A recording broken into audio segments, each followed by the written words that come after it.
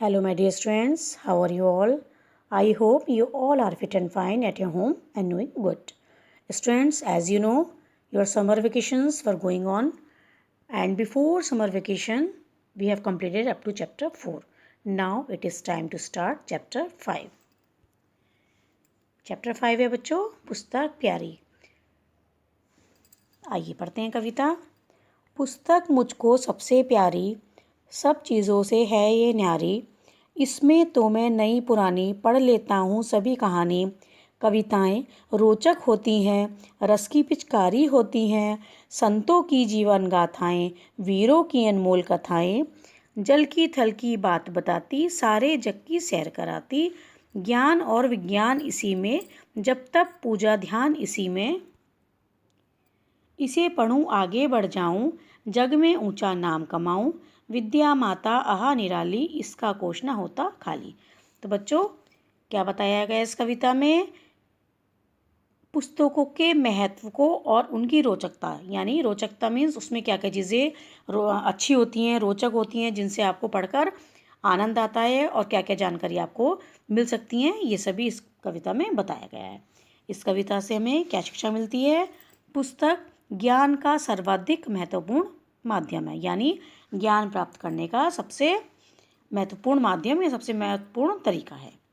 आइए अब देखते हैं इसकी एक्सरसाइज। सबसे पहले शब्द अर्थ।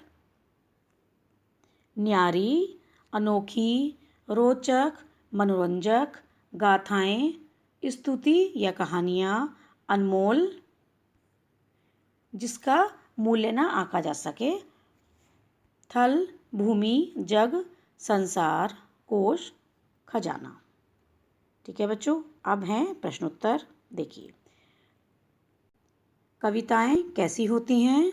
उत्तर, कविताएं रोचक होती हैं। सेकंड क्वेश्चन, पुस्तक कहाँ कहाँ की बात बताती हैं? पुस्तक जल और थल की बात बताती हैं। थर्ड क्वेश्चन, जग में कैसे ऊंचा नाम कमाया जा सकता है? उत्तर, पुस्तक पढ़कर जग में ऊंचा नाम कमाया जा सकता है। फोर्थ क्वेश्चन देखेंगे, विद्या माता का कोश कैसा होता है? उत्तर, विद्या माता का कोश कभी न खाली होने वाला होता है। Now see the next page.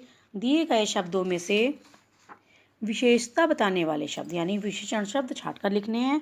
तो देखिए कौन कौन से हैं विशेषण वाले शब्द? नई, पुरानी, अनमोल और ऊंचा। ठीक है बच्चों, अब है एक्सरसाइज ग, मैचिंग। कविताएं रस की पिचकारी दिया हुआ है, ऑलरेडी ये हुआ है। नेक्स्ट देखेंगे संतों की जीवन गाथाएं। थर्ड, वीरों की अनमोल कथाएं। और फोर्थ, पुस्तक प्यारी। इस प्रकार से आपको मैचिंग करनी है, और साथ ही साथ आपको बच्चों यहाँ पर ये ऐसे नंबर भी लिखने हैं, 3, 4, 2 और 1। ठीक है। Now see the next one, व्याकरण बोध। समझिए और लिखिए। देखिए, प्यारी, प्यारा, उसके बाद न्यारी, न्यारा, पुरानी, पुराना, निराली, निराला, अनोखी, अनोखा। इसमें बड़े की मात्रा लगी हुई है, देखिए इन शब्दों में, और यहाँ पर बड़े की मात्रा हटाकर लिखा गया है, यानी ये वाले जो शब्द हैं ये स्त्रीलिंग में हैं और ये सभी शब्द आपको पुल्लिंग में चेंज करने हैं, इस प्रकार से। ठीक है। नेक्स्ट, उल्टे अर्थ वाले शब्द लिखिए। देखिए, नई, पुरानी, ऊंचा, नीचा, वीर, कायर, खाली, भरा हुआ, जल, थल। नेक्स्ट एक्सरसाइज ग, दिए गए शब्दों के आगे शुद्ध या अशुद्ध लिखिए। देखिए बच्चों, पुस्तक है, सही स्पेलिंग है इसकी, वर्तनी इसकी शुद्ध है, तो उसमें आप इस प्रकार से शुद्ध लिखेंगे। नेक्स्ट पेज पर देखिए, विज्ञान। तो बच्चों, विज्ञान की स्पेलिंग गलत लिखी हुई है, तो इसमें आपको इस प्रकार से अशुद्ध लिखना है। उसके बाद ऊंचा, ऊंचा की स्पेलिंग भी अशुद्ध है। कोस, कोस की स्पेलिंग भी अशुद्ध लिखी गई है, क्योंकि इसमें दूसरा वाला श आता है। उसके बाद विद्या, विद्या की स्पेलिंग ये वर्तनी शुद्ध है, तो इस प्रकार से आपको शुद्ध और अशुद्ध लिखना है। ठीक है।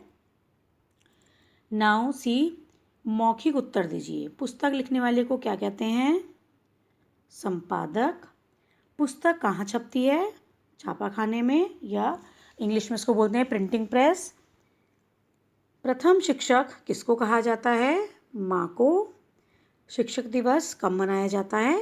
5 सितंबर को। अब देखेंगे रचनात्मक गतिविधियों की एक्सरसाइज। जंगल जंगल फूल खिला है, पता चला है। यह गाना जिस पर फिल्माया गया है उसका चित्र ढूंढकर चिपकाइए। यहाँ पर आपको उसका चित्र चिपकाना है। तो ये जो गाना है जंगल जंगल फूल खिला है, पता चला है, ये मोगली का यहाँ पर आपको चित्र चिपकाना है ना। ये मोगली पर फिल्माया गया गाना है। मोगली का चित्र ढूंढकर आपको यहाँ पर पेस्ट करना है। Okay. Now see the last exercise of the chapter. चित्रों के नाम लिखकर शब्द सीढ़ी बनाइए। देखिए पुस्तक,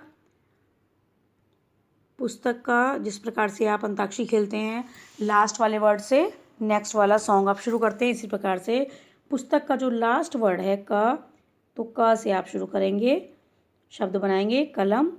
उसके बाद माँ से शुरू करेंगे मकान,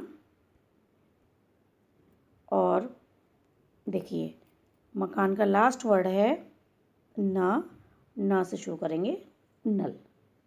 ठीक है बच्चों, ये सभी कार्य आपको अपनी बुक में करना है। ये आपका पूरा चैप्टर हो गया है, और बच्चों आपको साथ ही याद भी करना है। और एक बात, मुझे आशा है कि आपको चैप्टर समझ में आया होगा और आपने समर वेकेशन में दिया गया हॉलीडे होमवर्क भी पूरा कर लिया होगा।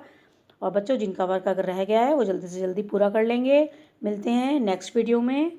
Till then take care, thank you.